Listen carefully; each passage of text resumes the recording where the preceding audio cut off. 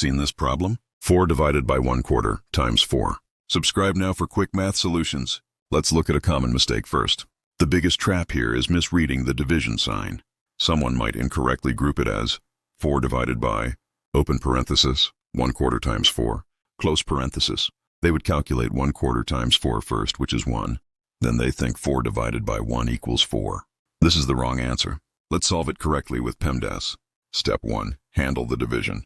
We focus on 4 divided by 1/4. Dividing by a fraction is the same as multiplying by its reciprocal. The reciprocal of 1/4 is 4. So, 4 divided by 1/4 is the same as 4 times 4, which is 16. The problem is now 16 times 4. Step 2. Multiplication. 16 times 4 equals 64.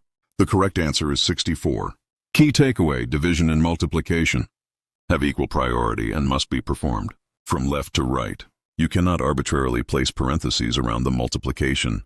The first operation is always the division. If that was helpful, like and subscribe for more. What problem should we solve next? Let us know in the comments.